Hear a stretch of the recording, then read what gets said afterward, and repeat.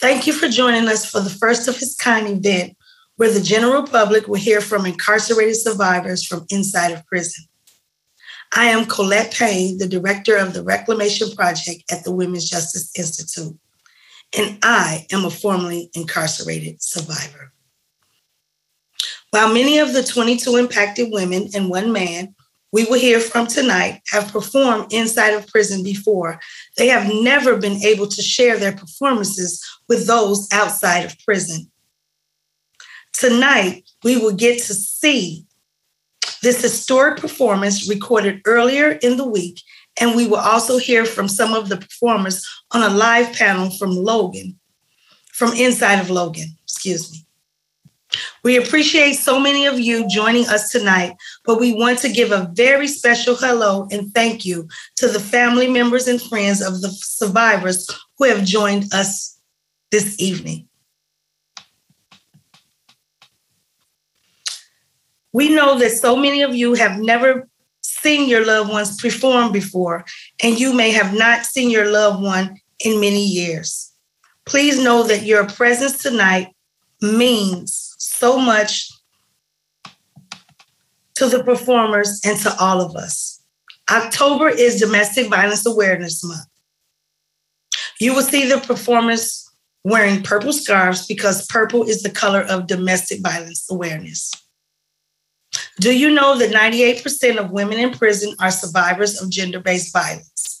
Yet Domestic Violence Awareness Month has all too often not included incarcerated survivors in that awareness.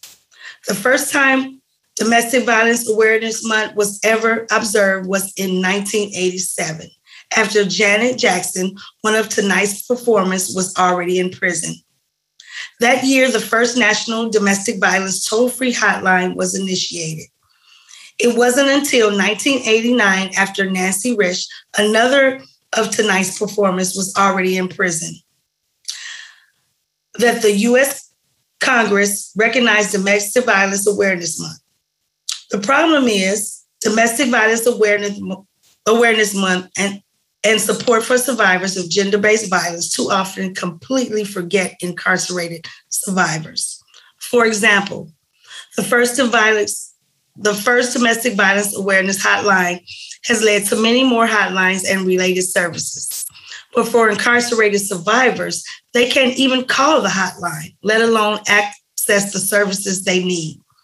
And that isn't from just back then when Nancy and Janet were first incarcerated. It is a problem that continues on today. Very few domestic or sexual violence prevention or social service agencies provide any assistance to incarcerated survivors. While we have learned much about domestic violence in the past 34 years, we still have survivors trapped in prison without even, without even recognizing the role domestic violence played in their convictions. Still have more survivors being sentenced to prison without considering the impact of domestic violence, and still do not provide the support that all survivors deserve. This evening, 22 incarcerated survivors will share their heartaches and hopes as they raise awareness about their struggle and grips of domestic violence. Gender-based violence shows itself in many different forms, including physical abuse, sexual violence, mind control, intimidation, isolation, emotional and mental abuse, financial control, and much more. While this is a massive problem throughout society, marginalized women experience violence at excessively high rates and encounter significant obstacles when seeking help. Instead of having access to support and surviving their experience, many of these women are criminalized and incarcerated. They are punished for being abused again and again. And in fact, we at the Women's Justice Institute published a report in April of this year called Redefining the Narrative. You can find the report by going to womensjustice.net or redefine.womensjusticeinstitute.org. In that report, we looked at what are the rights and needs every woman should have, as well as What are the primary pathways that lead to incarceration when those rights and needs are not met? I co-chaired a statewide task force that involved over 500 women, including impacted survivors inside and outside of prison. Not surprisingly, we found that one of the largest pathways to the prison for women and people who are trans is because of gender-based violence. Previous studies have revealed a gender gap in sentencing for homicide. The average prison sentence of men who kill their female partners is 2 to 6 years, while the average prison sentence of women who kill their male partners is 15 years. Even though many women who kill do so in self-defense, women whose lives are threatened by their abusive partners are frequently denied their right to self-defense. In Illinois, even when new mechanisms have been created for incarcerated survivors to raise issues of abuse, courts have been reluctant to recognize the full power of these remedies, resulting in the continued convictions and incarceration of survivors, even in cases,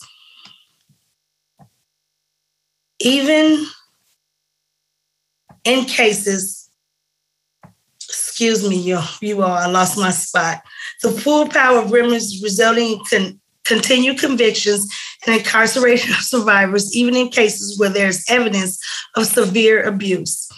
It is time for this to change, and we will be hearing about ways we can address this later in the program. But tonight, we claim Domestic Violence Awareness Month for all of the survivors inside of women's prisons. We say, look at us.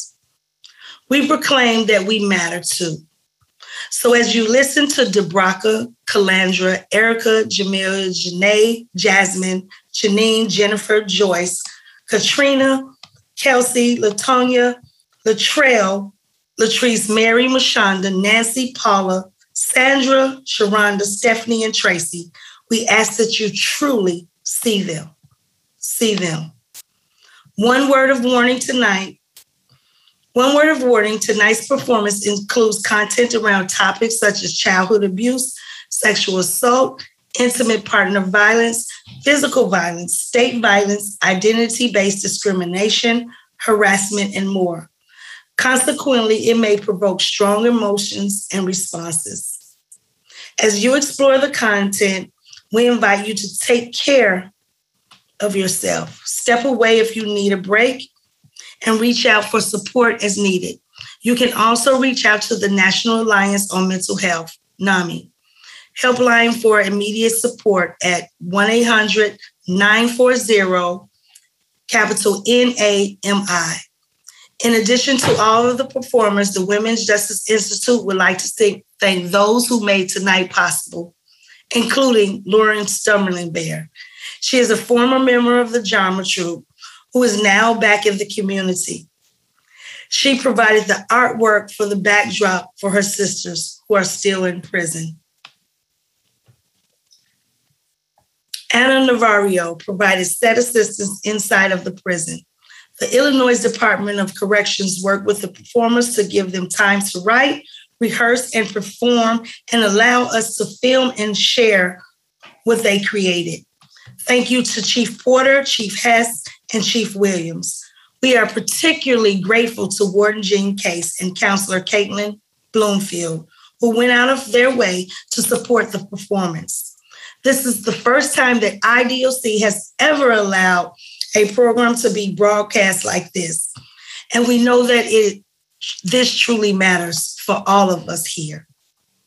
We also want to thank Paul Christopher Green and Agency for Human Action Agency for his amazing job filming and editing the production, and the Safer Foundation, Ascend Justice, Chicago Books to Women in Prison, Illinois Justice Project, the Center for the Study of Race, Politics, and Culture, the Posen Center Human Rights Lab for all of their support.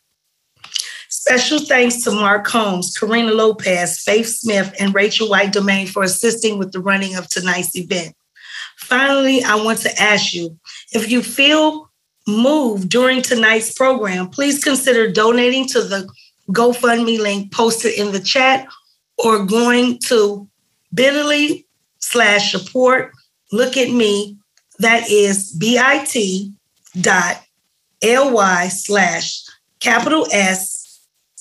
UPORT, capital A, lowercase t, capital M, lowercase e.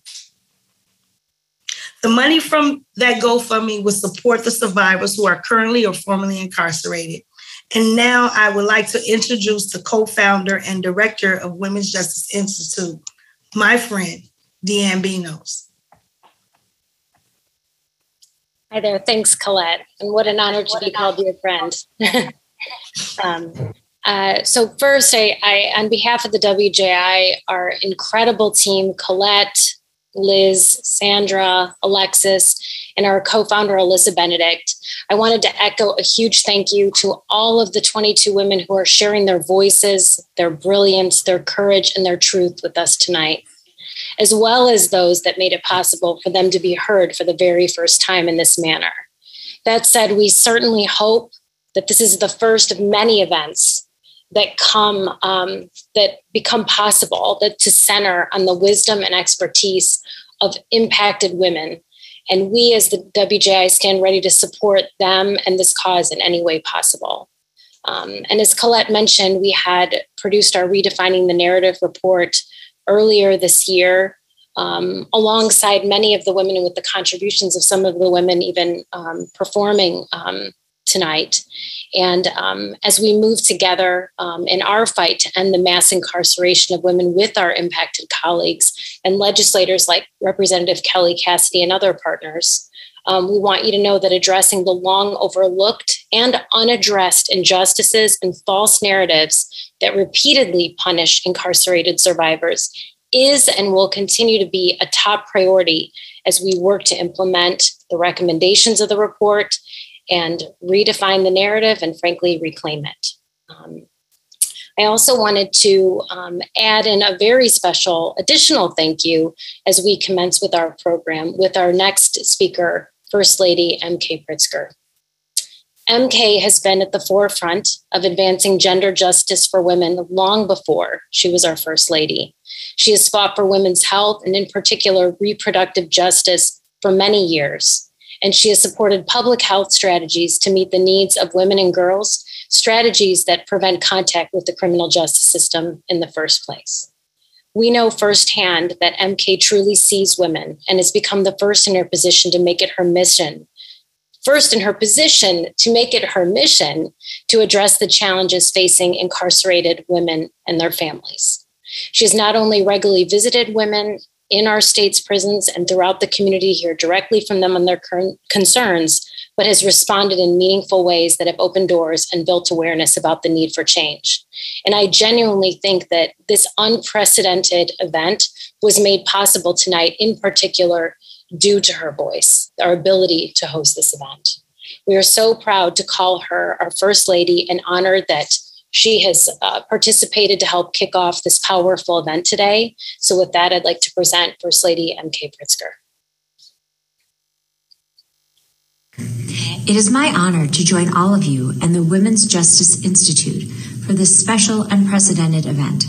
Today, we are honoring the strength and resilience of an incredibly talented group of survivors at Logan Correctional Center.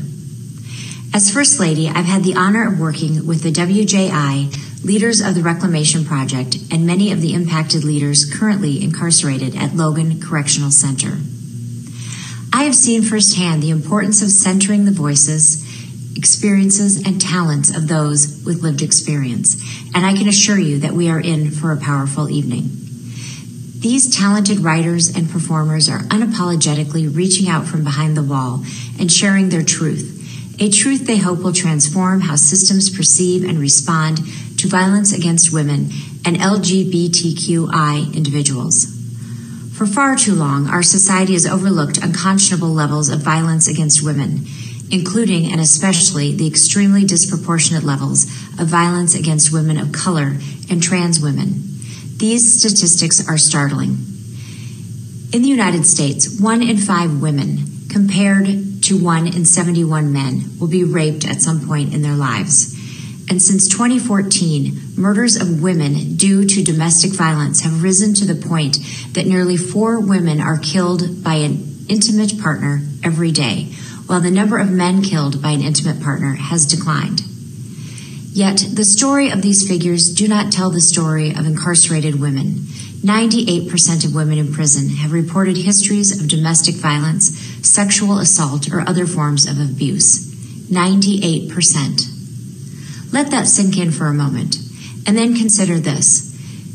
It is coming to light in many cases that their incarceration is directly linked to their abuse, and some are even serving time for fighting to protect their own lives, after systems designated to protect them failed over and over again. When we talk about domestic violence, we must also talk about the violence experienced by women who are incarcerated, and there's no better place to start than by listening to those who lived it. To all of the women so courageously sharing your stories this evening, I stand with you and I thank you for shedding light on solutions and for leading the way to real change.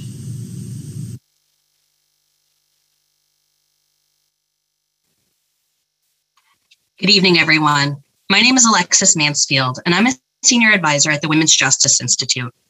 I also had the honor of being the production coordinator for tonight's performance. I've known many of tonight's performers for years, and I'm lucky to consider them my friends. And while I've attended numerous performances in the past years from the Acting Out Theater Troupe, I find myself blown away by the talent, passion, creativity, love, and brilliance of the troupe members every single time. The world has so many misconceptions about incarcerated women and why it is somehow necessary that we put them in prison. And while I could make all of the legal and moral arguments about how unjust it is that we lock away survivors of gender-based violence, I also frequently come back to this point. Our communities are missing out on all of this talent, passion, creativity, love, and brilliance too. We are all worse off for it. The Acting Out Theater Troupe has existed for almost 20 years, originally directed by Sharon Fitzer and even featuring one of tonight's performers, Sandra Brown, in its very first performance. And while there are always obstacles in putting together theater within a correctional facility, we now have the additional challenge of the COVID pandemic. The Women's Justice Institute, the Illinois Department of Corrections, and the performers all joined together to ensure this performance was done safely and creatively. You might notice tonight that the performers are wearing masks when they're not speaking, and they do not appear in large groups.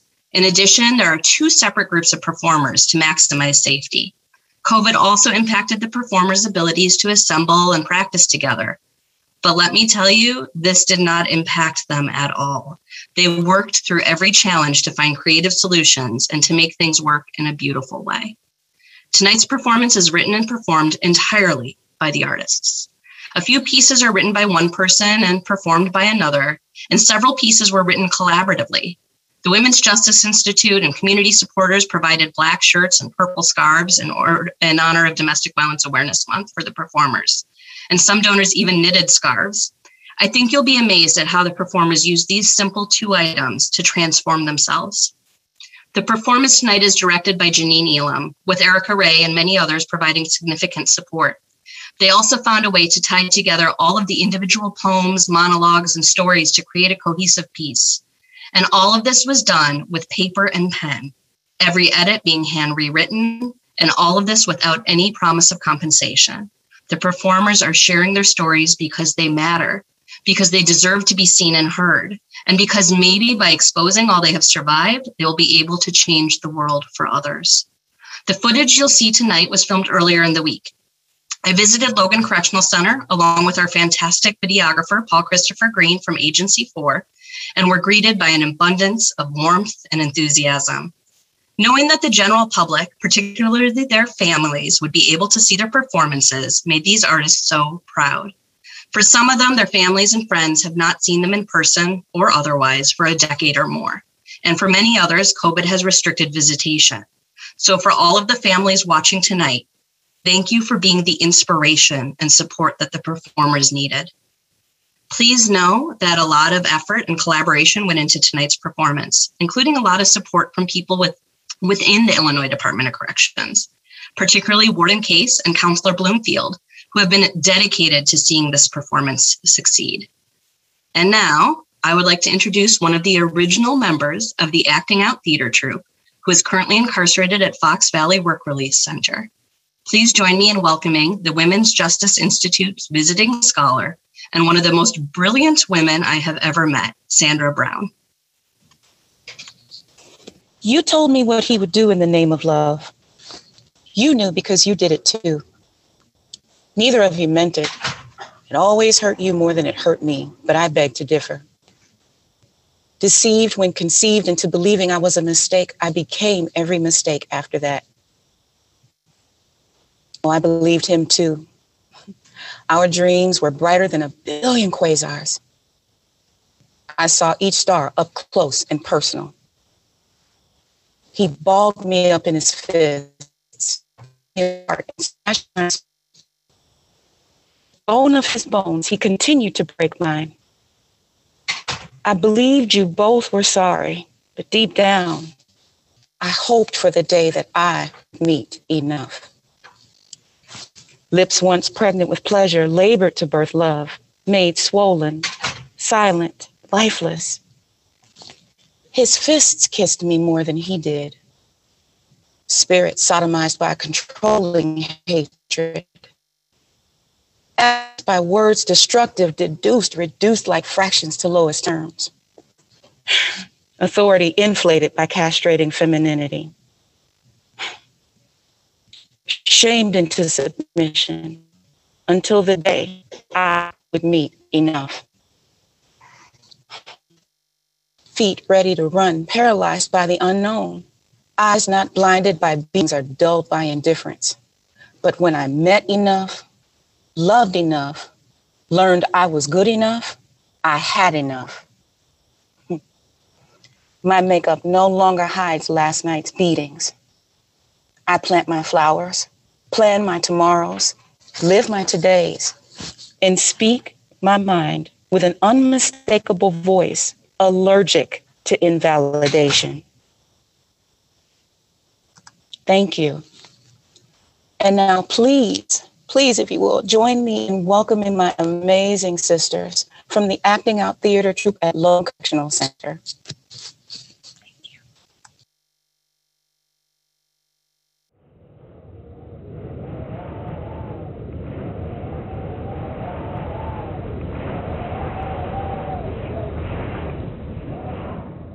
Heavenly Father, we come to you with bowed head and humble heart. We ask that you just lift us up as we go forth, Father God, with this practice.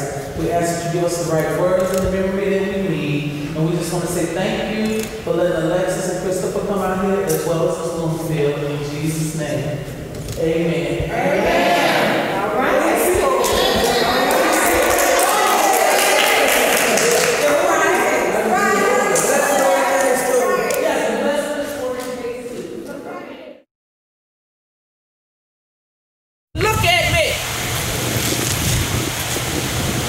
Wait a minute.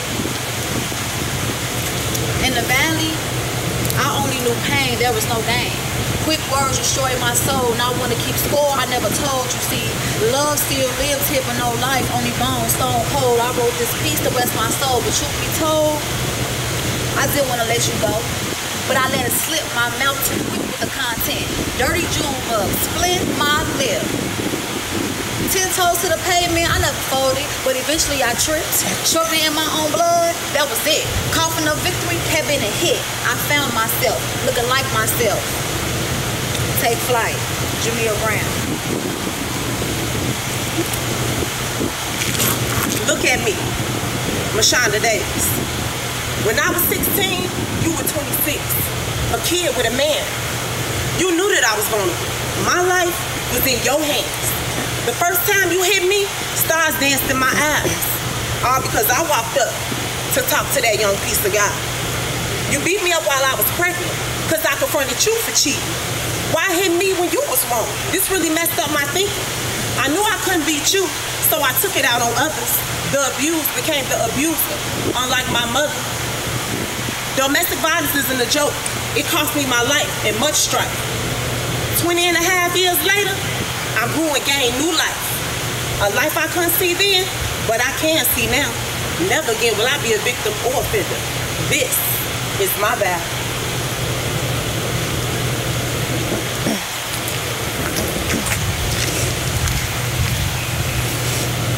You're ugly.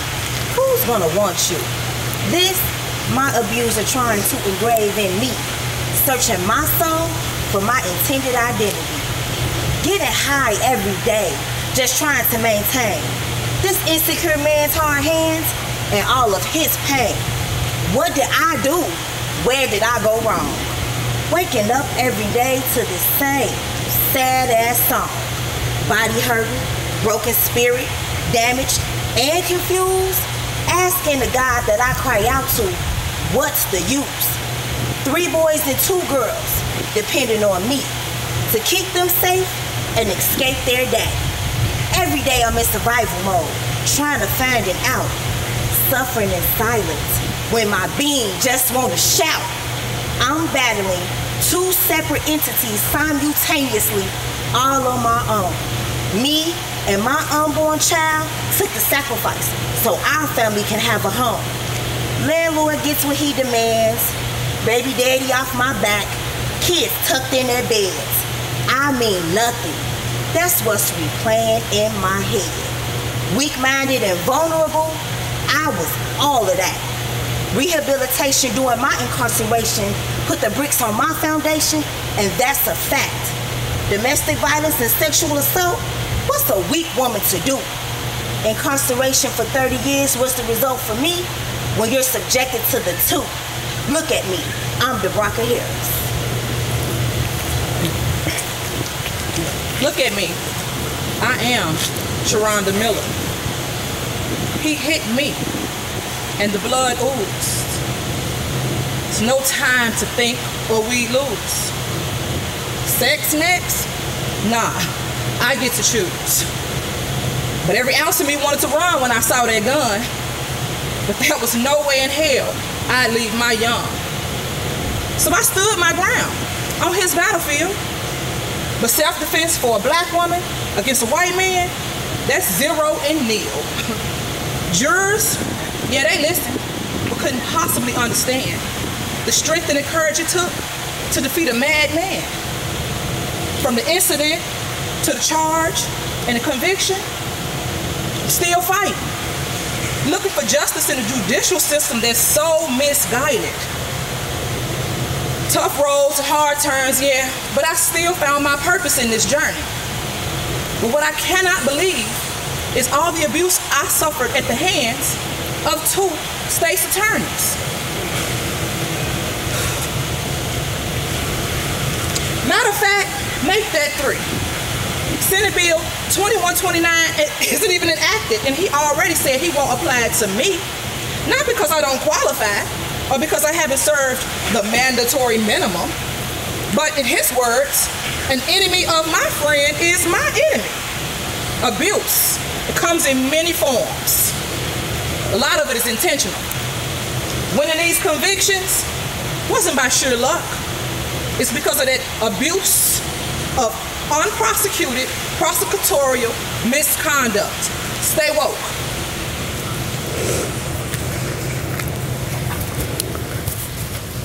Look at me. I'm Joyce. Girl meets boy, and damn is he fine. 6'1", 210 pounds, long, beautiful locks, eyes that you can get lost in, complexion of snicker brown, driving me wild. We bonded over jokes and R. Kelly, tickling my fancy all the while, charming the draws off me. Wham, bam, damn, he was a passionate lover. Aggressive as he was making me his, claiming me as his territory. Months later, and we dangerously in love. You know that toxic shit. That shit where he's been gone for days and you go out hunting him down on your rah-rah shit. That toxic shit where you go out and make him jealous. That shit where he sleeps due and snatch you up.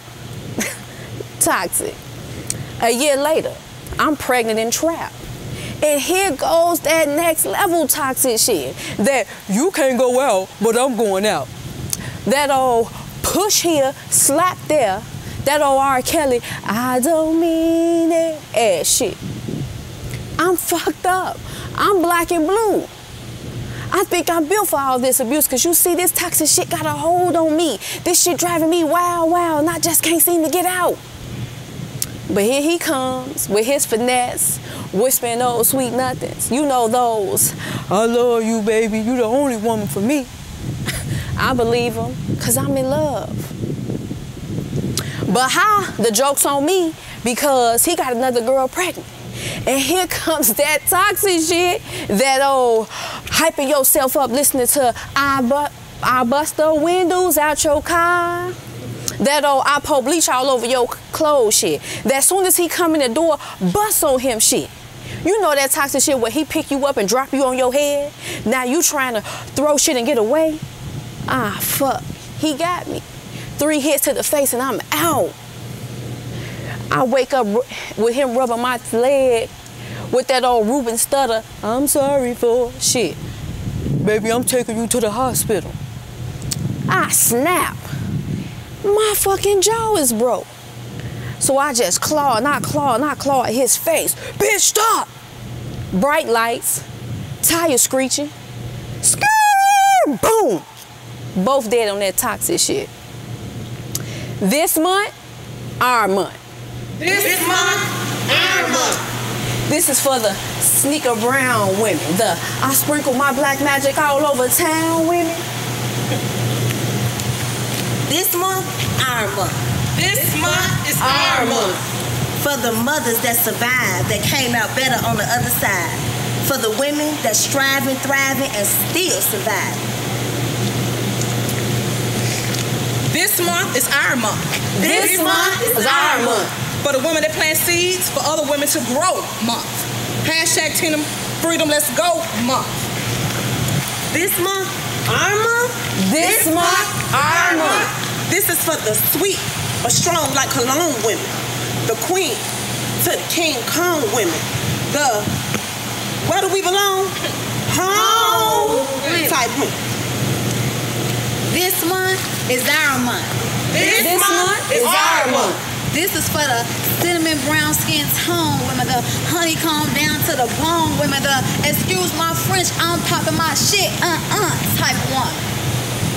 This month is our month.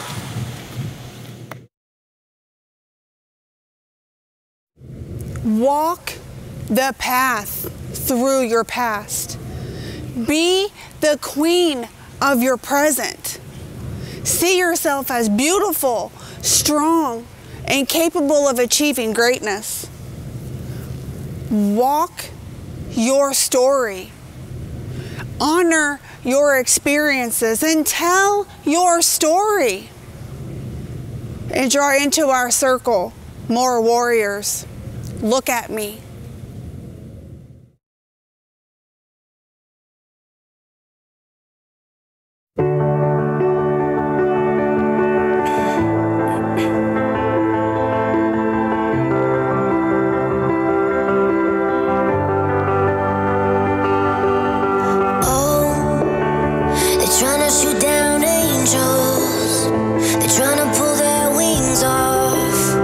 So they can't fly.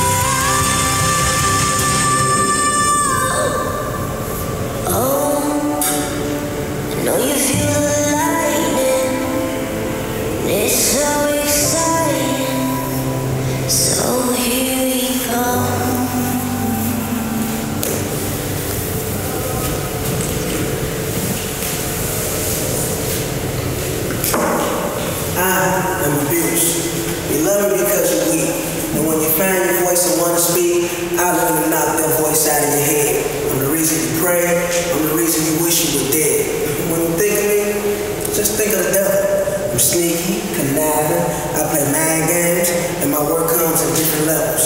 I am abuse. Look at me.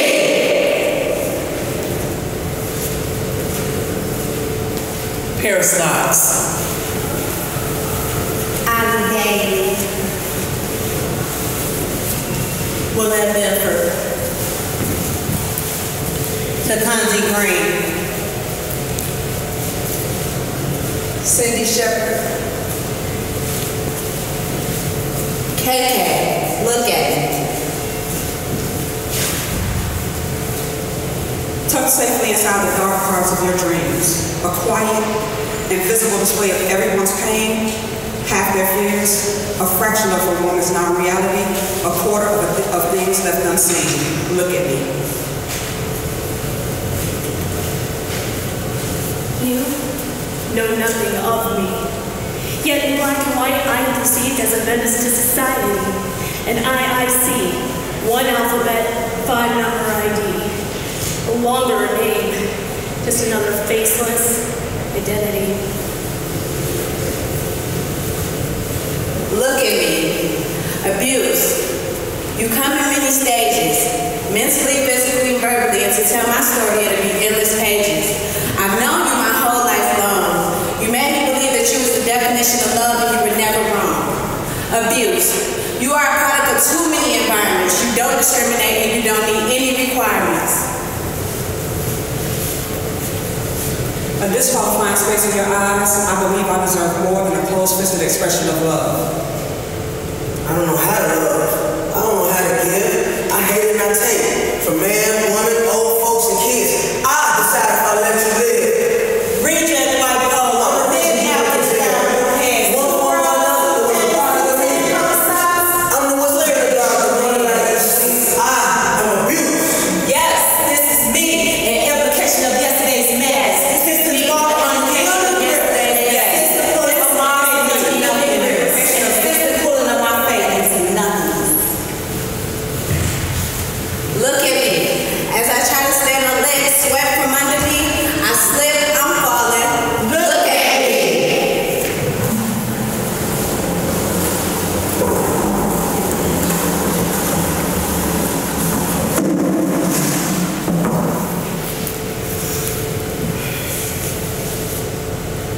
The saying is, revenge is of the Lord. But that's hard to stand on when you're in the belly of the beast. You see, the first time it happened to me, I was scared and my feelings were hurt. I tried to fight back, but that didn't work. And of course he's sorry and will never do it again. But then again becomes a reality and the cycle begins. You see, over and over, more bruises, more tears, more cries for help, more prayers, more fears. And I dare not think about trying to leave him.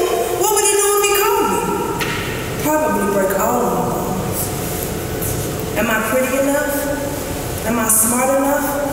I don't even think I'm strong enough to make it on my own. You're strong enough. So I come to grips that this is my life. I settle for less and lose my dreams without thinking twice. But as the years roll by, my patience is now gone. No matter how much I try in the bag, I can't make this house no home. So I muster up enough strength to go and purchase a gun. A part of me is sad because I know this would affect our son. But I'm sick and tired of the disrespect, ridicule, and abuse. So I pick up my gun, I point it at his head, I aim, and I shoot. As I smoke my last cigarette, I hear the sirens in the background. I grab my son and I hold him tight and I tell him, now baby boy, everything's gonna be all right.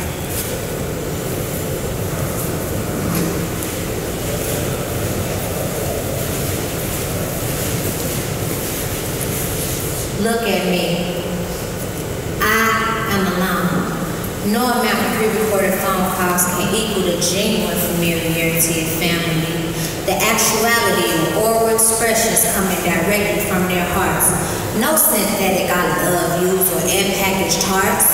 No visual algorithms as they knife you in the dark. Just pure innocence like in the eyes of a child, whom you know can't fathom why they won't see mommy for a while. The levels of abuse are uncut and raw from the visuals of Daddy's striking mind or Uncle Jerry's late night crawl.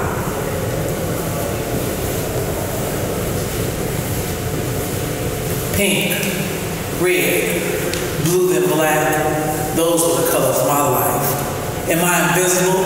That's how I sometimes felt. I screamed and screamed for someone, anyone's help.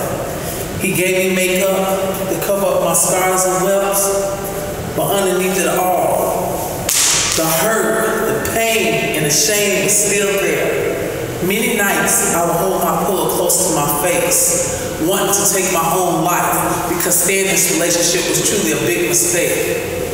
I look to my children to give me the strength, so I have to be strong. Walk away, and don't look back. Starting from scratch is always hard, but it's okay because I am a survivor. Look at me. I could feel his eyes burning a hole through my scalp as I passed the tall African man up to the ice cream on the counter. Upon affording realizing how much one scoop costs, he began to rant about only one scoop. So, with my line longer than that of a Countdown Black Friday line, I decided to charge him for one scoop. Out of my periphery, I could see the death stairs to the kitchen window of our work site.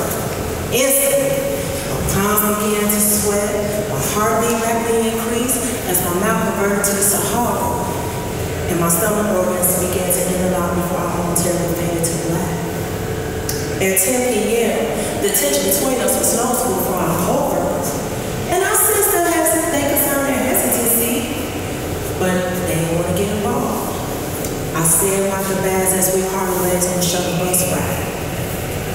Silently, we traveled in different areas of the bus, but as we neared his neighborhood, he broke his silence. Bitch, get back here! His voice rang loud amongst the scared occupants of the heated CTA bus.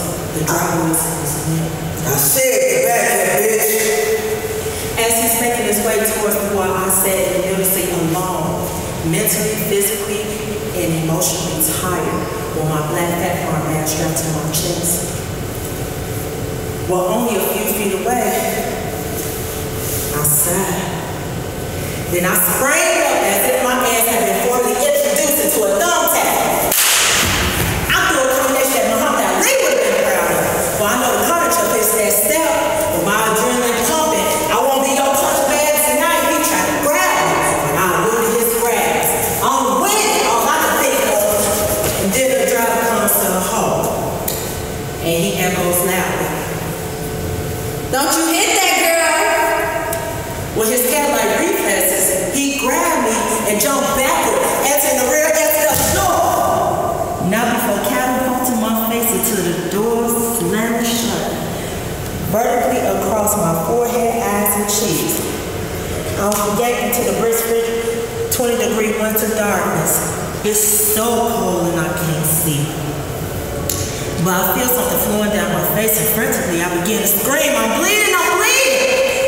And in a moment, Dr. Jekyll starts caressing me and telling me how sorry he is. Bitch, this ain't blood, it's mud. I resurface and puts his arm around my neck. Following the dirt road, I evaded law enforcement, and I endured stabs, punches, and a patient drop kick into the snow. As of now, his words have no sound, and his gloves no longer sting, for I am an animated body of ice. Evaded from the shadows, walking down the street, see the White Castle. That's still open, but a squad car standing in the opposite direction. At last, help, I thought, as I tried to come to an escape plan. I have to plead, softly as it ripples from the corner of my mouth, no reply. An octave louder and a little slower. I have to pee. Bitch, piss on yourself. Let's go. Look, Herschel, I really have to pee. Look, you think I don't see the police cars right there? You think I don't know what you want to? Okay, go ahead. Try to make it say I'm gonna fuck you in the cops up, you know I will. Now it's me who don't reply. So I know that from me. Cold being and embarrassed, I slowly walk into the restaurant because I stepped in all movement. All women sees on me as they're looking at my mud-streaking face, whether it's they looking at me, eyes, clothes, everything dirty. I step into the bathroom as I try to gather my thoughts, try to gain heat. My legs are slowly becoming conscious. He taps on the door. I have no reply.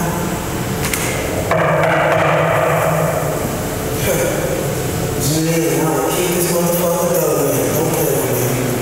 He says, calmly through the door. Janine. As I stepped up, fear, I'm trying to physically help. I run to the door to try to open it. He's standing there with his right arm extended above his head. And I'm careful not to bump him as I walk past with my head held low. Trying to avoid my way upstairs. We exit the restaurant. Thank God for the partial thought of my bones so I can continue this journey. Baby. Oh no, he did. I think he just did a rock about 1 week for the past hour. What have he possibly got to say? Baby, drink this. He extends a blue and white cup to my face. I don't answer. Baby, it's hot cocoa. Drink this. I don't want any. Drink this shit. Strong shit. I put it to my mouth as the hot liquor spills off to my stomach from my mouth to my coat. As we walk into his neighborhood, we walk up to a motel that's sitting on the corner. He beckons for me to go in. Come on, go in here. Pay for the room. And I did. Frozen, humiliated, exhausted, and fully clothed, I lay down. And as if he was truly helping me to undress, all the while whispers with nothing, and that's exactly what they were, nothing in my ear. Motionless, I lay as he mounts me in true racehorse fashion. I cringe, I can't breathe, I'm shrouded.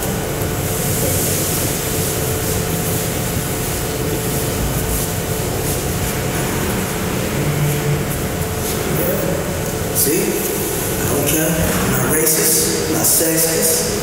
I'm not too picky with religion. If you want to live, then listen to these jewels that they give you. Do you know who I am? Have you seen my work? Visit Logan, Menard, Decatur.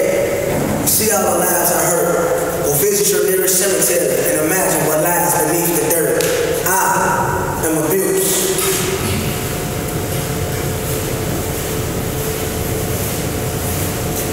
Look at me.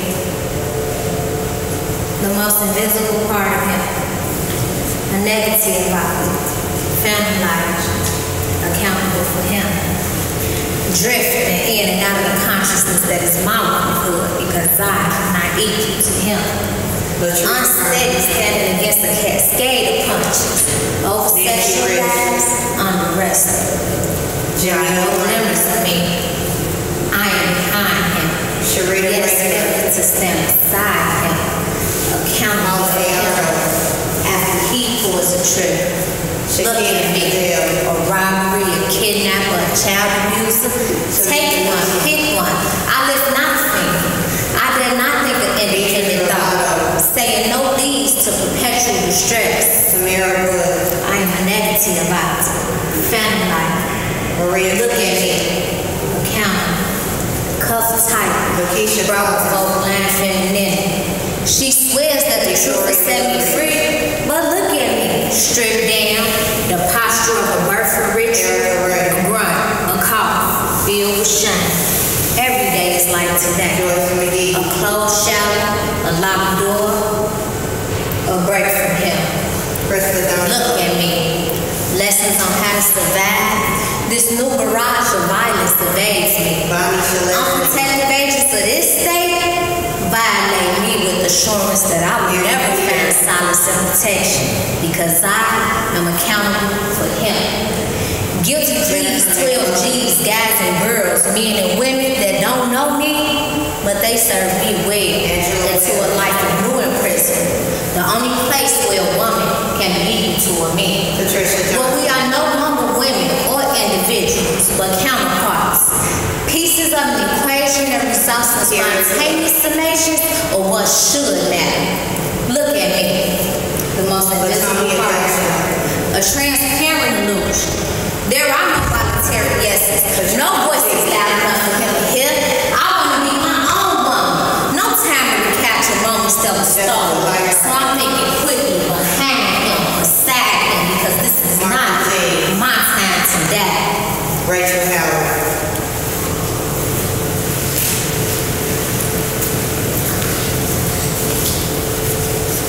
Look at me. Fragment of lives thrown everywhere. Tattered and hurting, a piece here, a piece there. Memories so vivid, haunt the soul. Sorrow and weariness take their toll. Problems unsolved, plans unfulfilled, took heart at the heart, whose song's been still. The heart of a person left alone to cry, as goals go unreached and dreams die. Look at me.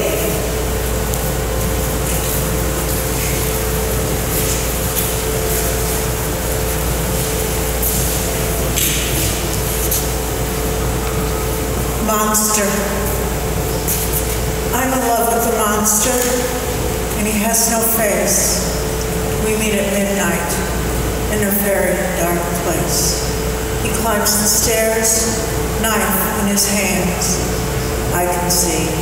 You don't understand. Sometimes he has a tail and a pair of claws, furry skin, and massive jaws. Razor-sharp words that tear and bite. My beloved creature of the night. Does he speak the truth or pretty lies? Is this real or just a disguise? Silence now, no more words, but it doesn't matter, for we won't be heard. Blood splatters on the floor. Deep gouges on my door. Silken moms, widespread thighs. It's not rape if I close my eyes. Bring on the whips, hoist the chains. It's not love if there is no pain. But then, at sunrise, when I was awake, it was turn around. For this was give and take. I was in love with the monster, and you still haven't a clue. I was in love with the monster, and now you say I am one too.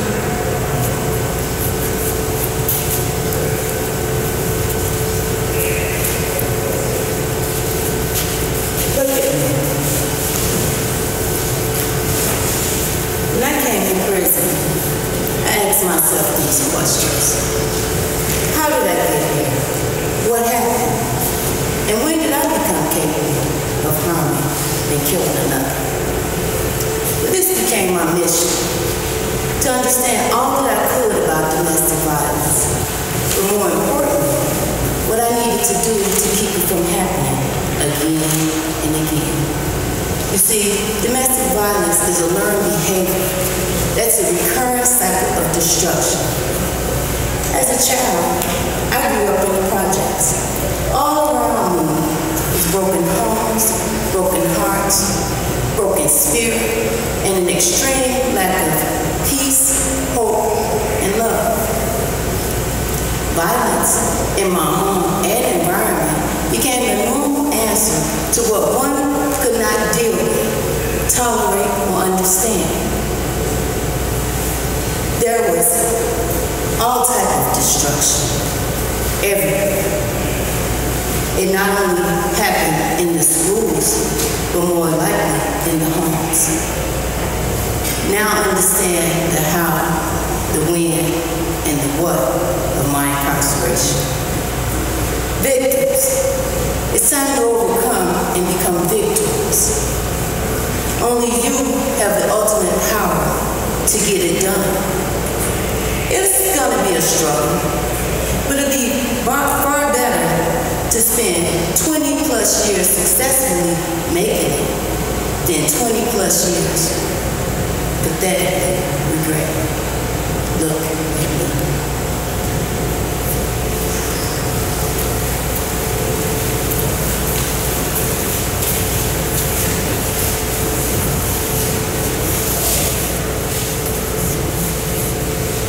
Yea, though I walk through the valley in the shadow of death, I do not fear a strike of a hand to my body or my face. I do not fear words that question my self-esteem. I do not fear my children copying my tears from a form of abuse. Today, I work with strength, confidence, and assurance of who I am. I no longer let verbal or physical abuse be my truth that I stand in. My truth reveals that I'm a strong, courageous mother, daughter, and sister. I stand firm on my own 2 feet of what I believe and what I deserve. No form of abuse will ever have dominion over me. Today, I can take the Band-Aid off so I can heal. Look at me.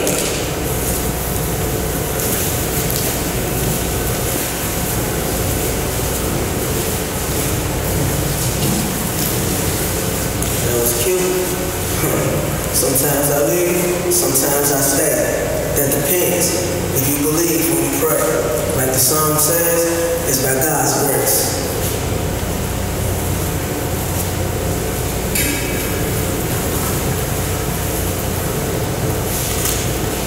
The vertical incision inside the right black template revealed an excessive bulge as each set of eyeballs bulged upon what pulsated within my boot. How did this happen, man? Inquired the boys in blue. Who did this to you? So many questions, so much pain. The continuous throbbing, the known truth that I am afraid. You tell anyone, I'll kill you, rings loudly throughout my cerebral cortex. Just before being hoisted into the ambulance, loud sirens, fast movement, the fear of what's next. Is my leg broken? Is it my ankle? Thank God it wasn't my neck. Ma'am, can you tell us anything? As if reconnected with Earth's gravity. Yes, I can tell you everything. See, the reality of this all was that I was standing too tall. Standing my moral ground, yet standing too damn close to the edge of the top flight, literally. Seeing the future before it came to pass was just a hairline too slow, and he was an inkling too fast. Both palms smashed into my chest like lightning bolts from Zeus's rod as I frantically scrambled in the airy abyss, praying to God to save me with all my weight firmly planted on my right. There goes a loud pop.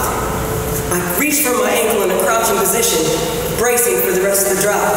I guess it was too much like right for him to let me to continue to fall. So he tagged himself in and dragged me the remainder of the way down. That's when the police were called. His physical attempts to make me stand were as limp as his dick. And his attempt at now verbally assaulting me ain't moving shit because I can't move from this spot on my own. I tell them everything. January 25th, 2001. I undergo surgery February 28, 2001. 8 screws, 2 plates. This is my life.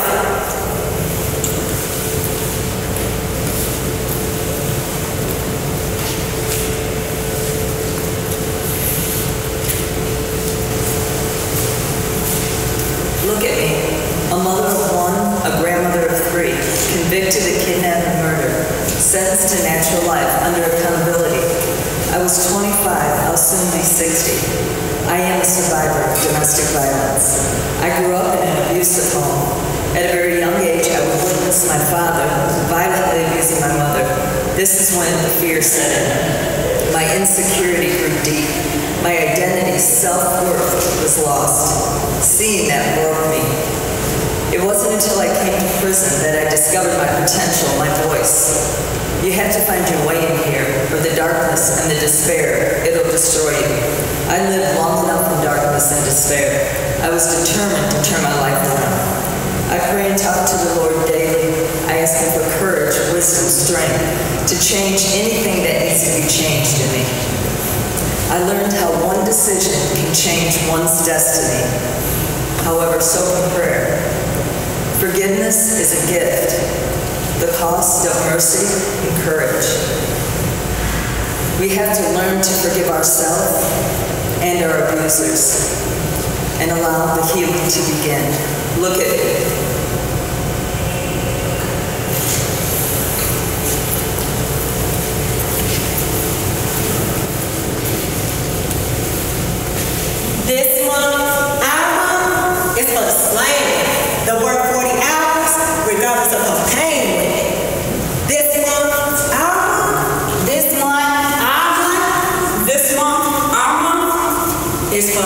battle, the survivor, the ones that push down toxic lies. This month, our month is for the bold things, the hidden, the invisible women who grapple with suicidal thoughts, but reach above the rainbow, above that soul. Yeah, this month, it's our month, and it's for the lost women, those who've had their body sold on auction blocks women, the lost out on childhood, never had a doll women, 31 days for the strong woman, those that in spite of this world's failures to them, still shine bright above it all women. My women, confident, complex, can't hold the light to me women. The not ashamed of my stretch marks, kinky them, or cellulite kind of women. The making it on my own kind of women. The fixing of a woman's crown without putting her down kind of women. The using my voice for more than just sound kind of women. It's for the feminists. It's for the feminists. It's for the feminists. Centering around justice kind of women. Those that move the crowd kind of women. They make them scream, Black Lives Matter, say our name. We unite against violence and incarceration. And it resounds women. This month is for the young women. Oh, it's for the old women. It's for the bold women. Those that teach native traditions and oral stories of the reborn women. It's for the fearless women. It's for the yes we made it women. Those that go high when they go low women. Anti-hate women that move in resistance to useless debate women. This month is what we sing. It's for the hold it down women. It's for the fearless women. It's for women, us women. It's for you, it's for her, it's for we. It's for you, it's for her, it's for we. It's for you, it's for her, it's for we. For just us women.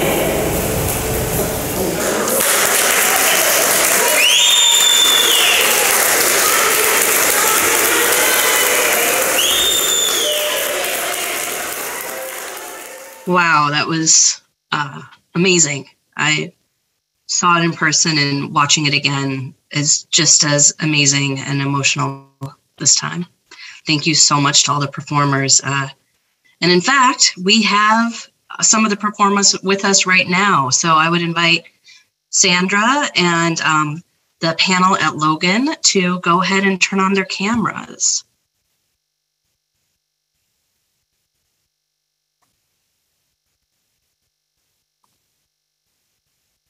A.W. Farrington, I don't know if you're able to turn on your camera and your sound.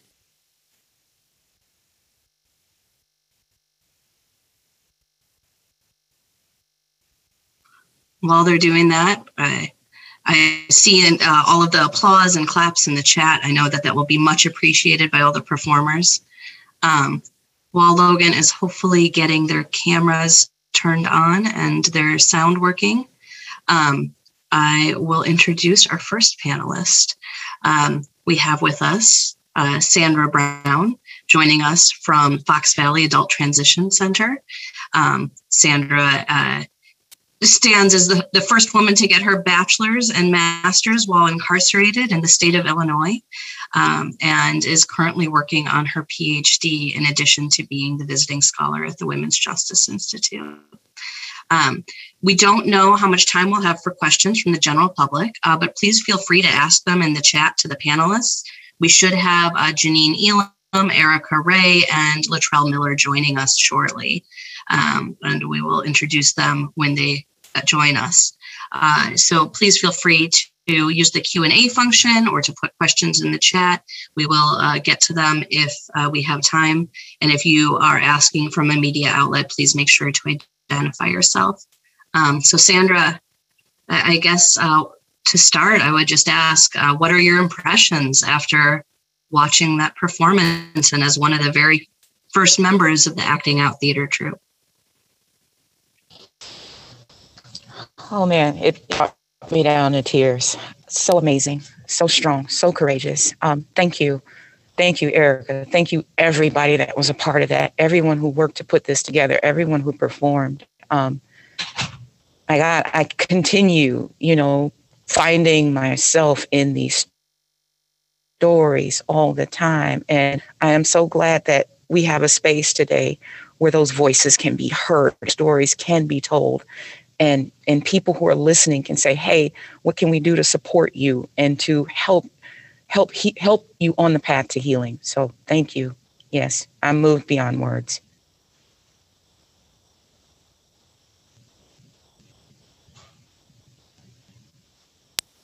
What did being in the theater troupe mean to you over the years?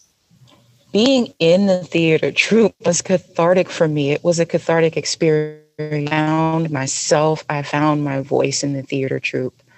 I was an active cast member for over 12 years with the help of Miss Fitzer. Oh my God, she's just amazing. I actually was able to write and put on a play. I've done some directing, but the most important work was the healing from the childhood experiences and the domestic violence that I suffered as an adult. And a lot of that happened through some of the plays that we put on in areas where I couldn't actually confront my abusers or actually talk about what happened to me in a space where it would be received and encouraged. I was able to let that go on the stage where it was received by audience members and cast members who could connect as well. Thank you. That's sounds like it's been powerful and healing and really important for you and for so many people. And something else I would wonder is, as the visiting scholar at the Women's Justice Institute and a main contributor to our report earlier this year, Redefining the Narrative, which many of the participants tonight, the artists, were also contributors. What are some examples of laws watching tonight, seeing all this injustice, seeing people that I've seen in the chat that everybody is advocating for these survivors to be free? What are some examples of laws that you think need to change so that we can stop the incarceration of survivors?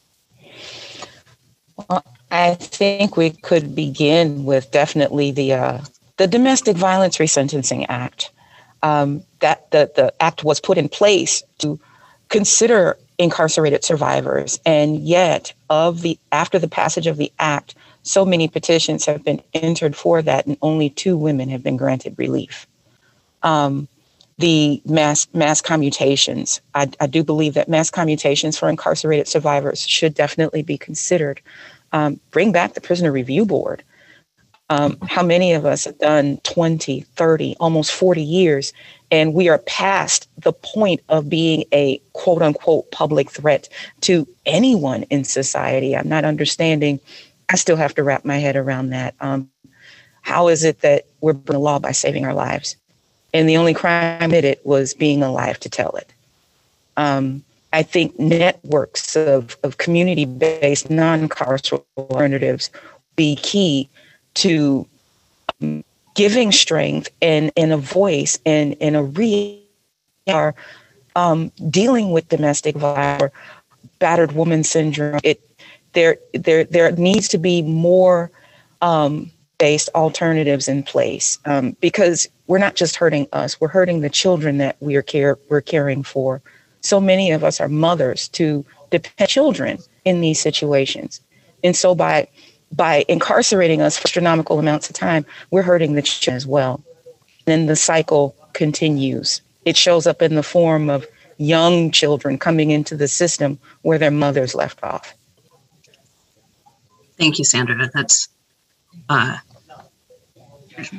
if only we could do even one of those things immediately, it could result in so many people being free.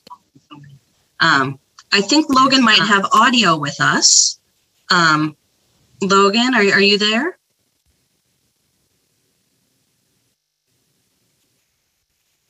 Can you unmute yourselves?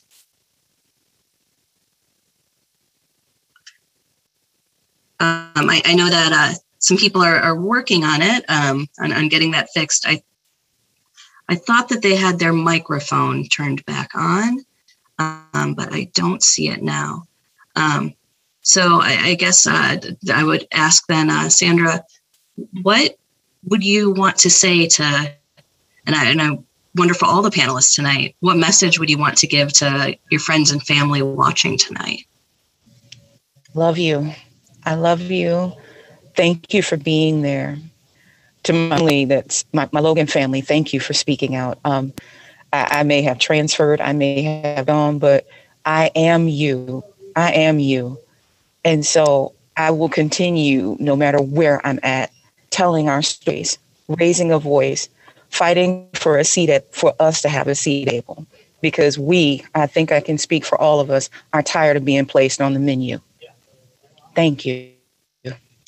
Yes. I know earlier there was a question about accountability and what accountability is. Could you tell us a little bit more about what is accountability? And I hear an echo, which makes me think that perhaps we have somebody on audio.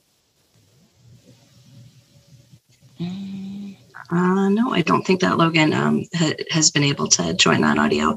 Can you tell us a little bit more about what accountability is? Well, to my understanding, it's a theory, a law based on a theory, or what I would think is educated guess. So many convicted of under the accountability theory holds that we are responsible for what another adult does. If I just happen to be there at the commission of the crime happened, I'm sentenced as if I actually committed that crime. Perhaps if I'm in a situation where the abuser or the person committing the crime threatens my life if I tell and I don't tell, now I'm accountable for that. And I spend just as long in prison as the person who actually did it, if not longer. And what makes this theory even more egregious, I believe I mentioned that in the chat, if the law is predicated on what a reasonable person would assume, then who assumes that the justice system holds someone accountable for what else does? We don't have control over our situations. Otherwise, we wouldn't be in these abusive situations. But you're holding me accountable for what my abuser does. I'm not understanding how reasonable that is if the law is predicated on what reasonable people would think.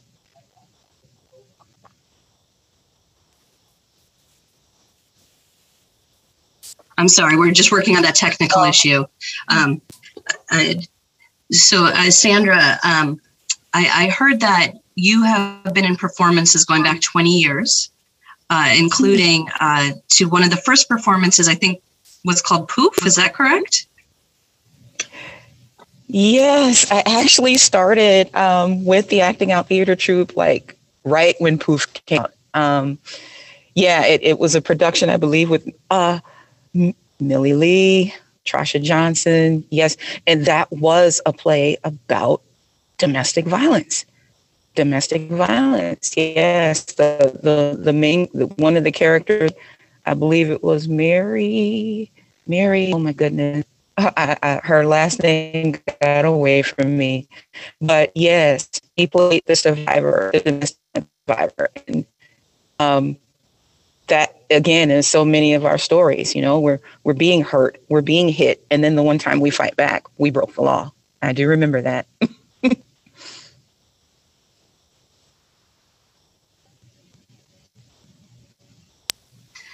And I'm sorry, we're just working on that at the same time.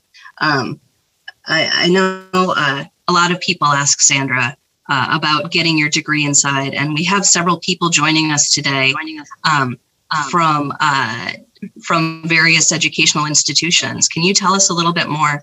What are some of the challenges you have faced over the past 21 years attempting to get your education while incarcerated? Well, I spent the first 5 years of my incarceration looking for a place to allow me to enter as a student. Some of the major challenge was access to technology. Access to programs that still did correspondence courses. Major challenge, financial aid. With the truth and sentencing reforms and tough on crime, was pulled from prisons because we're not eligible for financial aid anymore.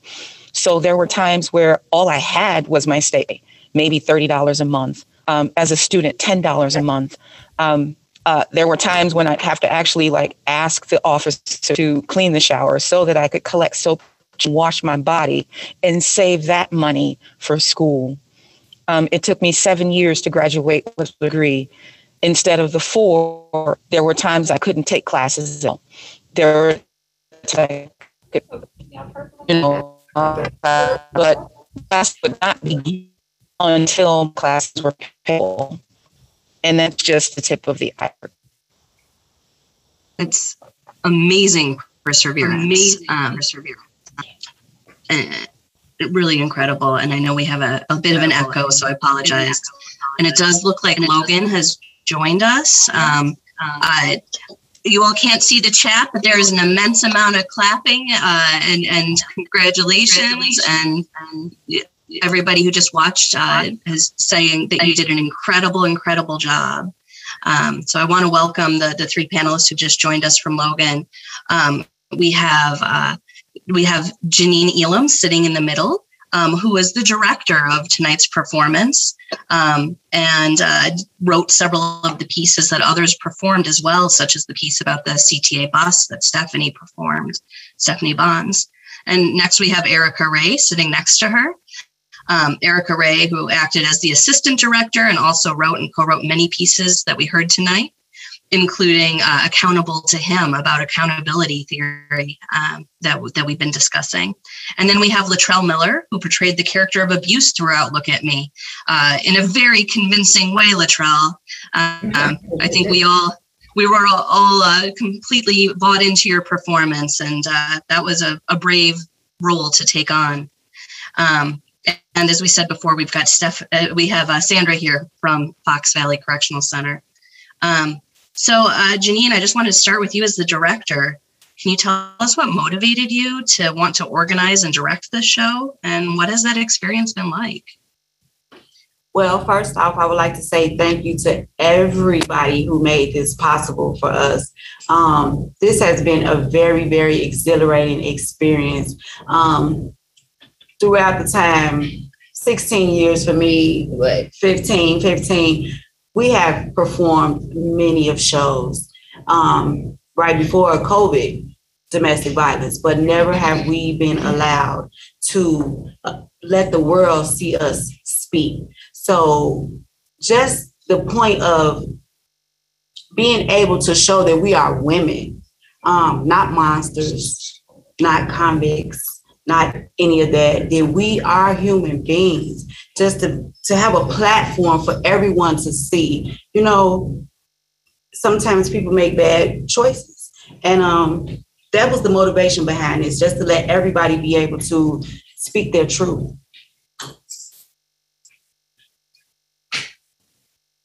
Thank you. I've got my video off so that people can see you better, but hopefully you can still hear me.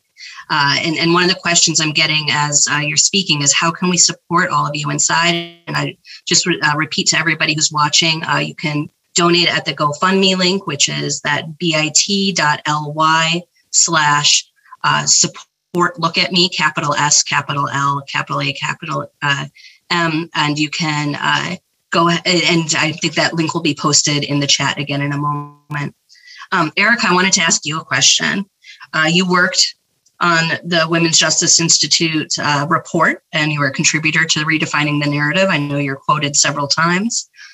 You provided some recommendations about what has to happen to reduce the women's prison population and make a system that's more just, especially for survivors of abuse. For Look at Me, you wrote that piece tonight called Accountable to Him.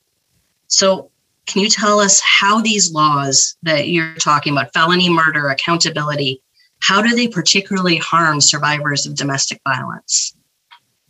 I think that survivors are harmed because the law of accountability or the felony murder rule, like those laws allow the state and abusers to kind of take hands. Like there's like a friendship that's formed between them. And then abusers are able to kind of pinpoint a survivor's location, what they're eating, when they're eating, how they're eating. They know that everything is regulated. You'll never be in a situation where you could be intimate or find happiness again. So I think that those laws really empower abusers. And changing those laws, if someone is culpable to a degree, only holding them accountable to the degree that they're accountable for, not for a murder that may happen in furtherance of another crime. I also think maybe making women that are convicted under these laws parole eligible. Like that is something that our governor can do. Outside of that, I think that maybe changing sentencing laws. So, instead of sentencing people under these rules to serve 100%, maybe making them eligible for 50%, and then allowing people to earn days and then earn your way back into society. Because the mind of someone who is surviving abuse is very different than someone who is not experiencing that. And a lot of times people that are making laws like the felony murder rule or accountability, people that are sentencing women that are survived, like they haven't walked in those shoes. So it's a little bit difficult for you, for them to empathize with people who survive abuse and then are incarcerated for the rest of their lives, basically. Thank you, Erica. Brilliance.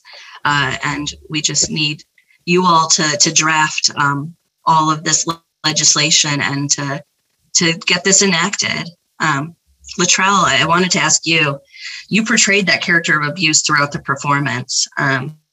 What's it like to represent abuse? And do you think it's possible for somebody to be both a survivor and someone who has caused harm at the same time? Well, yeah, abuse was my character. What it's like basically I just put myself through situations that I've been through, and I just work with what I know about what my friends been through. You know what I'm saying? So in doing that, I just see that sometimes you play with people's minds, you control different parts of their lives, and we just put it down on paper. What was the second question? The second question is, do you think it's possible for somebody to be both the survivor of abuse and somebody who's caused harm? Yes, I do. Actually, I'm a survivor of abuse, and I was a person that caused harm. So with going into my situation, I portrayed both roles. I'm not ashamed to say it. It's hard, but it's something that we got to get through. Yes, ma'am. Thank you. There was that really powerful scene where Nancy Risch was performing her piece, and we saw part of you come in and kneel down as she talked about forgiveness. I just wanted to say that seemed like it was pretty moving. How did that feel for you? Yeah, when we first did the scene, when we was practicing, and she first read her poem, and she forgave abuse, I actually cried. So that was like a powerful moment. It was like, you being forgiven for everything that she went through. I felt her pain. Like I was really like her abuser. Like, I felt everybody else's pain. I actually cried in that moment. So that was a hard moment, actually. Wow. Thank you for sharing that. Sure. Janine, I had another question for you. You wrote several of the pieces that other women performed. I think several pieces that were really hard hitting too. Everyone, I have to say, the chat has been lighting up all night with people sharing how impactful all of these pieces have been. One of your pieces is about your experiences being abused on a CTA bus and no one intervening. How do you think the abuse that so many incarcerated women like you have experienced impacted their minds and pushed them towards prison? That was a very, very hard piece to do. It was even more harder watching them perform it. There were times that we practiced that I asked, do y'all really got to do that piece again? And they were like, well, yeah, we got to learn it. So I'm sorry. It was very, very hard. Abuse is a terrible cycle. And as Latrice said, in her piece, she said she didn't know if she was pretty enough, if she was smart enough. You question yourself. You question everything about yourself. Can you make it on your own? Can you do this? Because you have been knocked down to your lowest common denominator, And upon that, fear plays a terrible, because it's either fight or flight. And for a lot of us, it was flight. You can hit a man back. As you can see, Stephanie jumped up and hit back. I hit back, but he only hit harder and harder. And that can really mess up a woman's mind. Your self-esteem, everything. And you find yourself just later down the line, continuously making poor decisions with men. And a lot of women here, that's all this was. They're not monsters. They're not evil people. It's just women who have been abused since childhood, molestation. I mean, sexually, emotionally, physically. It's just an ongoing cycle until one day your fight kicks in. I'm not fighting no more. I'm fighting. And you sometimes make a bad decision. But it does not define who we are. It does not define who we are. As you listen to the stories, these are not made up stories. These are stories coming from women in here who have lived this life every day. And we see this all the time. I mean, we just want to be heard. And like I said, we are grateful and thankful for everyone who has made this possible, because you get a chance to see that we are human. We are human, and we still deserve to be treated as such. And yes, through incarceration, we are still being abused. So just thank you. Well, thank you. Thank you. You're right. The punitive responses to the very fact that you survived and have been abused. I guess going off of that, Erica, the Me Too movement has gained a lot of momentum in recent years, shining light on a lot of survivors of gender-based violence. Do you think that incarcerated survivors have been included in that movement? And what do you think the world needs to know about incarcerated survivors? I think today we're included in that movement. Yes. I have not heard stories of women that have survived sexual violence or domestic violence be included in the narrative about the Me Too movement. And now I think that we have said we deserve a space there too. Definitely. Because every story that was told in this piece, the stories that we hear when we're in our cells, and when somebody can't sleep or somebody feels like they need to be on medication, like those stories that we hear that were not told today, like those stories we carry with us, when we perform, like we carry those stories with us. And I think that today, if the intention wasn't incarcerated women, like we're here. Wow. Thank you. Yes. So I have this question for each of you from Fiona Turek and the documentary team at Marie Claire. They sent us this question. I'll start with you, Erica. I know you just spoke, but any thoughts or messages that you would want to send to your friends and family watching tonight who have seen your performance? I just want to say thank you to everybody that supported, especially the survivors that are now free. It is amazing to see you guys come across in the comments. Willette, Q. Listen, I can't even remember all the names, but my daughter Jada, like Jada, I see you. And like, we appreciate you guys supporting us, because like, this is a way to connect us back to our humanity. Like sometimes in this place that like this incarceration strips you of that. So like you guys, like whether you know it or not, like you guys are almost painting humanity back on us. And it is greatly appreciated. And we love you guys so much. And Marie Claire, like shout out to you guys. Thank you guys for checking in. And for the Women's Justice Institute, Moms United Against Violence, like you guys rock. And like, if it wasn't for you guys, like a lot of the changes, like before we got to Logan and got in contact with you guys, like a lot of the things that are happening now for us were not happening. Right. So we're no longer bitches and hoes because you guys have came in and helped change the narrative of how women are treated inside of prison. So like, shout out to all of you guys. Thank you so much. And I love you all. We love you all. We love you all. Right. Latrell or Janine, do either of you want to add to that? So the ladies first. No, I think, you know what? let me take this off. I got to get used to talking without it. I think my co-producer and co-director spoke very well. You know, she's a very eloquent speaker, as she is writer. But once again, I just want to say thank you to everyone.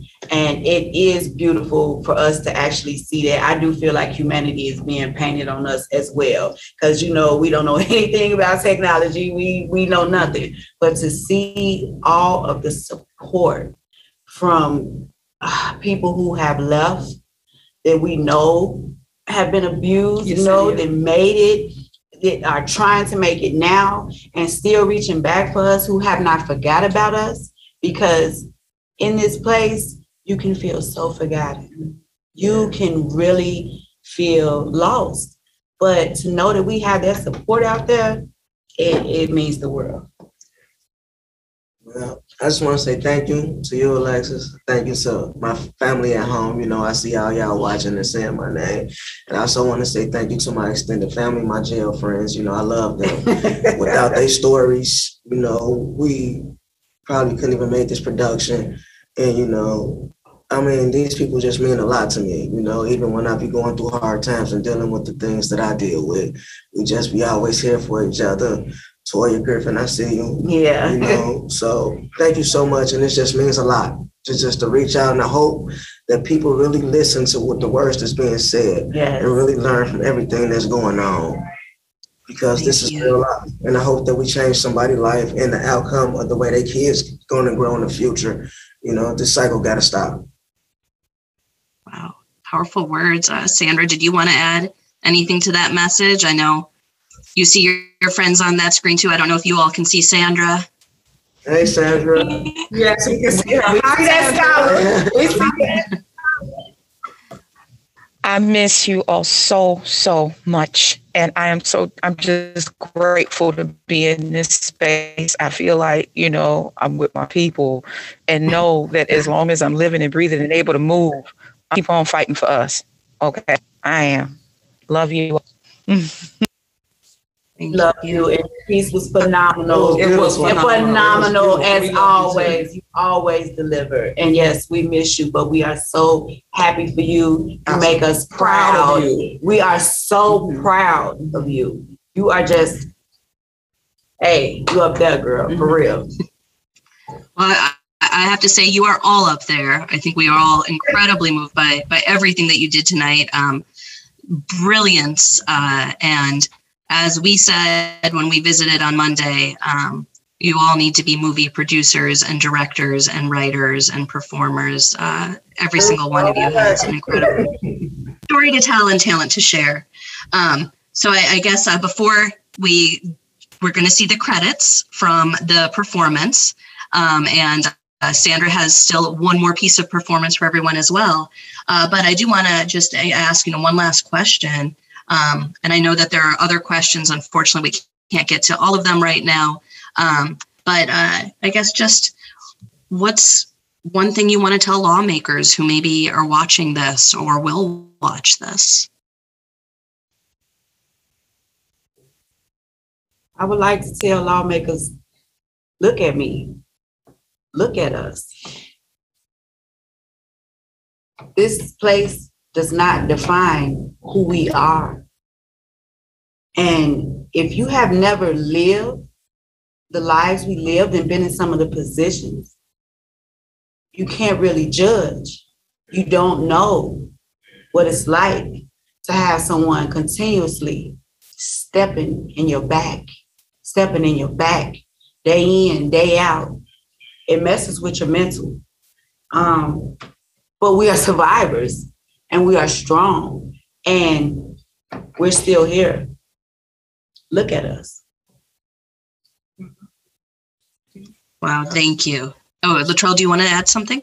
Yeah, those powerful words Wack was saying. I was just listening. Man, revisit the truth and sentencing law. Yes.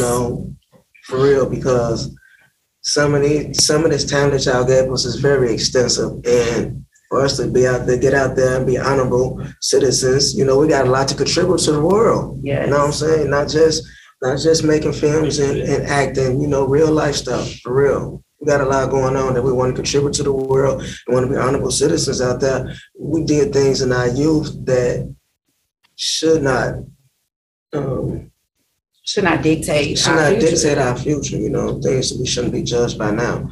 You know, a nice length, you know, to sit down and think about what you did, you know, to get yourself together. Like Sandra, get you a couple of degrees under your belt, you know. But, you know, just revisit that truth and sentencing, man. They killing people in hell. Janet Jackson, free Janet. Yes. I wanted to say that Illinois has been using the rule of accountability since the 1800s, before slavery was ended, before women were considered full human beings, before Black people were considered full human beings. And I think like one of the arguments that is made by lawmakers is that this is a long-standing law, it's long established. This is just the way we do things. I think it's time to start doing things differently. Yes. Like there are human beings that are, when you're going and getting your coffee, there are human beings in here that are being abused, and the state is paying money for that. There are some people here who care about us and want to push us forward and want to see the best in us. But there are some people here that are the complete opposite of that. And that shouldn't happen. Bring back parole, but laws that are archaic, like accountability, those laws need to be changed. Thank you. We have heard that message loud and clear tonight that those laws have to be changed. So I do want to show you the credits because unfortunately it wouldn't play before. And I want to make sure that everybody who is in the performance gets acknowledged. We do still have a couple more additional pieces, but I want to thank the panelists. And we actually have another former member of the drama troupe who is coming up after the credits, Calandra Hewlett, who was released from Logan Correctional Center earlier this year after State's Attorney Kim Fox's office agreed to her resentencing. And Calandra wants to share a message for all of you as well. So I'm going to ask, we're going to roll the credits and then we're going to see Calandra. And to our 4 panelists, thank you. We love you. You are amazing. And we cannot wait for you to be home. Yes.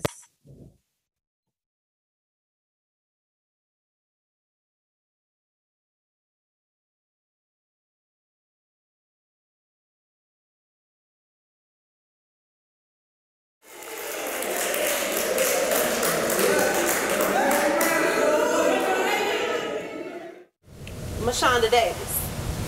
Jamil Brown. I am Sharonda Miller. I am DeBronca Harris. I am Joyce McGee.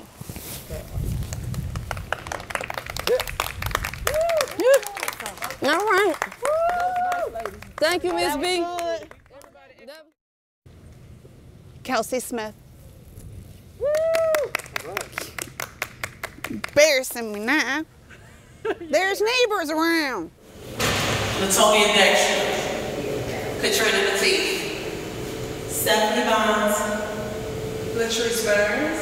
Paula Sims.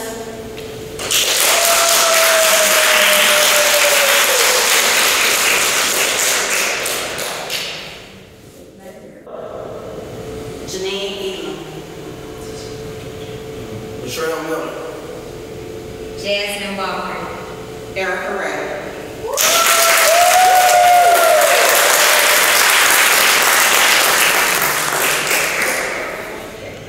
Janae Hayes. Janet Jackson. Mary Perkins. Nancy Rich. Tracy Herman. Anna Aurora.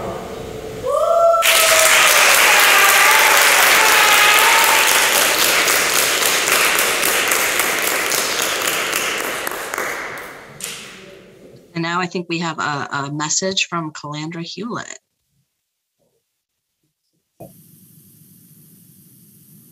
Hi, everybody. I am Calandra Hewlett. I used to be a member of the Acting Out Theater Troupe in Logan. I loved it.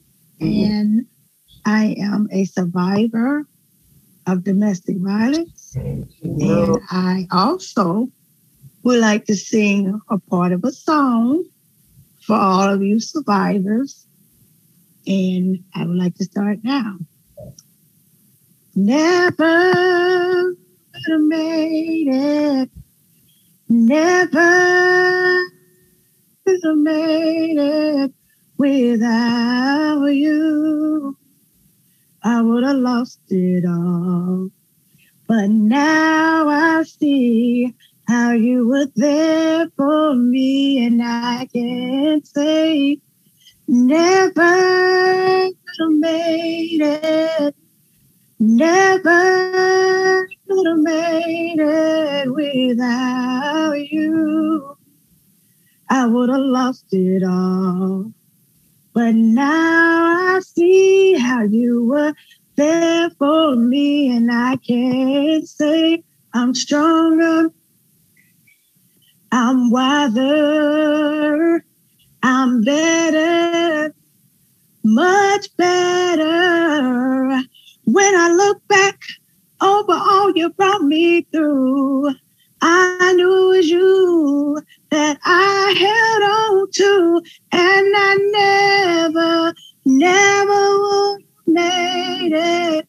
No, never would have made it without you. I would have lost it all. But now I see how you were there for me, and I can say I'm stronger, I'm wiser, I'm better, so much better. I went through my storm and I passed my test. I knew it was you, Lord, that carried me through my mess. And I never would have made it. No, never would have made it without you. Thank you, Jesus. Hallelujah. I love you, Lord. I made it. I made it. I'm standing here now, saying I made it. I made it. Anybody out there say they can make it? Anybody out there say they made it? Never would have made it. Never would have made it without you. Thank you. Jesus for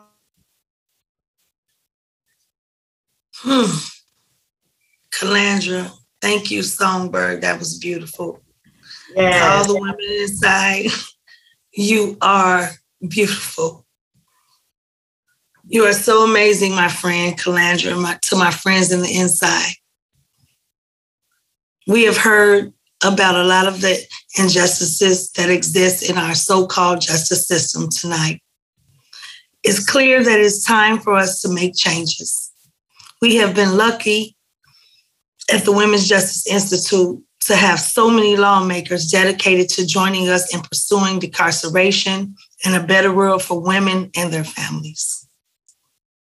One fearless change maker who constantly champions those inside of the women's prison is State Representative Kelly Cassidy. Please join us in welcoming this tireless advocate as she shares some exciting news. Representative Kelly Cassidy. Hi, I'm Kelly Cassidy, State Representative for the 14th District. I want to, first of all, we expect to be going kind of late tonight, so I am pre-recording my statement, still hoping that I'm going to get to watch live, but after reading so many of the amazing pieces that y'all have shared in advance, I am just blown away by the courage and resilience and strength of so many voices today. And I thank you for sharing those stories with us. I also would be remiss if I didn't thank the Illinois Department of Corrections for taking the steps to make a performance accessible to the general public for the first time for one of the women's facilities. Working with the Women's Justice Institute folks over the years, I have had the opportunity to hear about many of today's performers firsthand, but also to confirm what I really already know in my heart. But looking at the Redefining the Narrative report, for example, really shows the extent to which survivors of gender-based violence are re-traumatized so often by the systems that are supposed to be there to help them. And to know that, that so many of you have suffered at the hands of your abusers only to be re-traumatized and re-injured by our systems is something I am totally committed to helping to undo. In the report I just mentioned, WJI identified 5 pathways for incarceration for women. And one of the main pathways is a lack of relationship safety. When we experience gender-based violence, like domestic violence or sexual assault, we deserve to have support, understanding, wraparound services. And instead, so often, we see women punished by the child welfare system, the public benefit system, and in particular, the criminal justice system. We have to stop putting so many survivors in prison and to free the survivors who've been there for decades. I join with the Women's Justice Institute in believing and promising that we can reduce the women's prison population in Illinois by 50% or more in the years ahead. I am committed to ending punitive responses to survivors of gender-based violence, even more so today than yesterday, after reading these performances and knowing the impact that these performances are going to have on everyone who's watching tonight. In Accountable to Him, for example, knowing, again, it's one of these things, like, I know it in my heart, but hearing it directly from someone impacted has a huge impact on me, but even more so on the rest of my colleagues.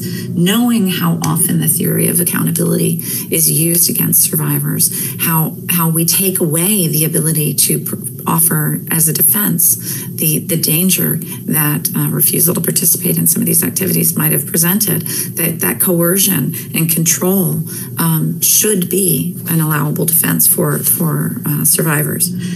All of these reasons and my lifetime commitment to survivors is why I'm introducing a package of legislation in the weeks ahead to stop some of these punitive measures that harm survivors of gender-based violence in the upcoming legislative session. Some of the highlights of the bill will include allowing that coercion and control defense, creating a plan for a parole system for survivors. We need to reinstate parole for the whole state, but if we can't do it for everyone, we at minimum need to start with folks that are survivors of gender-based violence having that opportunity to have a pathway to parole.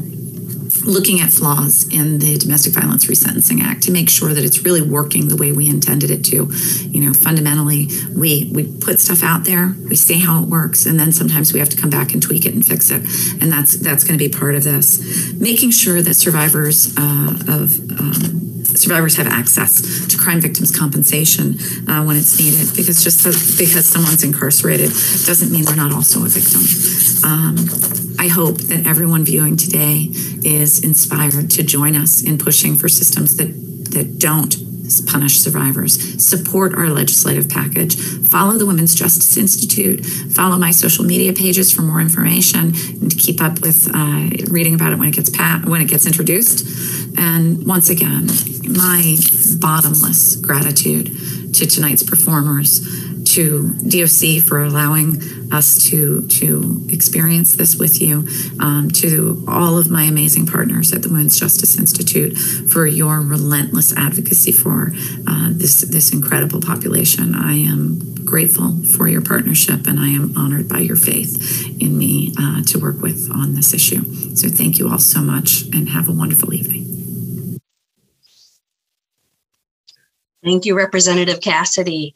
And now I want to reintroduce Sandra Brown. As we heard tonight, that this month is our month, and that this is for everybody, and this is for just us as well. And Sandra, I'd ask if you would like to share a little bit more.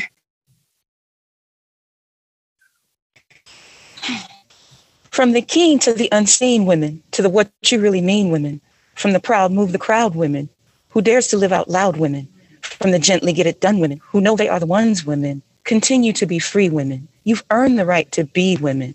Right now looks like just us women. Falsehoods placed on us women. Keep fighting right for us women until we get justice women. Yes.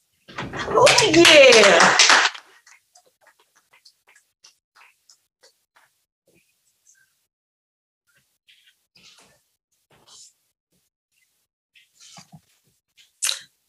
Oh my God. That was absolutely amazing. And y'all, please forgive me, but I'm getting ready to go off script. Like, you all are absolutely incredible. You're amazing. What you have gave us today was a freedom of your expression, a freedom of your truth. Man, oh, I want to say so much more, but it would take longer, and we're at 7:58. Like, thank you all for joining us as we continue to lift and remove the blindfold of Lady Justice and see survivors. Yeah. We see you, just us. For those who registered, if we are able to share this evening's performance, WJI will follow up via email. Also, you can follow us via Facebook and Twitter page at _WJI and Facebook Women's Justice Institute for upcoming donations, drives, and events. To those of you inside, know that we love you, we see you, and we want you to be home soon. Man, much love. Much love. I felt everything that y'all said. It resonated with me. We are survivors. Yes. Yes, we are. And thank you all for joining us. We appreciate you. Thank you for having us. Never would have made it. Never would have made it without you. I would have lost it all. But now I see how you were there for me, and I can say never would have made it. Never could have made it without you. I would have lost it all. But now I see how you were there for me, and I can say I'm stronger, I'm wiser, I'm better, much better. When I look back over all you brought me through, I knew it was you that I held on to, and I never would have made it. No, never would have made it without you. I would have lost it all. But now I see how you were there for me, and I can say I'm stronger, I'm wiser, I'm better, so much better. I went through my storm and I passed my test.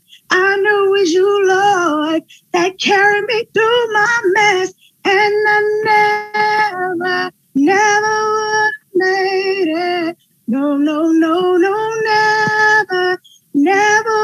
have made it without you. Thank you, Jesus. Hallelujah. I love you, Lord. I made it. I made it. I'm standing here now, saying I made it. I made it. Anybody out there say they can make it? Anybody out there say they made it? Never would have made it. Never would have made it without you. Never would have made it. Never would have made it without you. I would have lost it all. But now I see how you were there for me, and I can say never could have made it. Never could have made it without you. I would have lost it all. But now I see how you were there for me, and I can say I'm stronger, I'm wiser, I'm better, much better.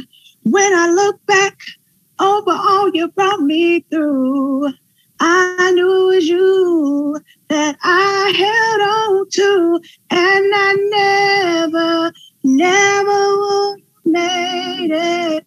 No, no, no, no, never would have made it without you.